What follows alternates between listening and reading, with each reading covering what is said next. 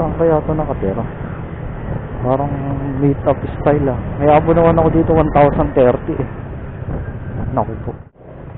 Kayo yan sir? Saan kayo sir nakatira? Dalawa kasi pisina namin dito sa Kabul. Kasi minsan kaya pag-aso ko nagpapabook. Ay hindi. Ang mangyayari kasi sa atin yan sir, mag-aabono ko tapos nag-meet lang tayo. Kailangan nyo makita yung Oo, yung lugar nyo sir. Kasi syempre, hindi naman ako sa nagdududa. dito sa dulo. Dulo yung pinaka-office. Hindi, kahit ituro nyo na lang sir yung pinaka-office nyo. Pag ano mo lang, Diyos, kasi dito na yan, kaliwa ka. May nakikita kang maroon na yero. Ayun na yun. Bodega kasi kami. Bodega. Ito na yung direction dulo-dulo na yan. Ano pala itong aabonohan ko nito? Mga ano. Tawagan ko lang din si ano. Ang nag-book po ba nito kayo? Ako. Kayo?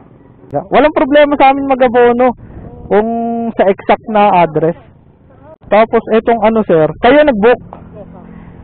Yung ano exact address niya sa Istana, walang block and lot din kasi eh. Sabi niya sa akin, kasi hindi ko siya maano, kaya siya nag-send ng lugar. Ano kayo, may conversation kayo dyan sir, picturean ko na lang.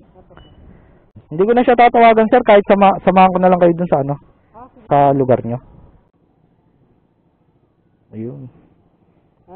Sama na lang ako sir sa area nyo, sa lugar nyo, doon na lang ako mag-aabono. 1,030 ano? O, para may ballpen ka rin yata doon. So, walang problema sa akin kahit mapalayo ako. Ma-make sure ko lang na legit yung aabonohan ko. Nag-meet lang kami doon, no? Tapos, dito pa pala yung ano nila, shop nila.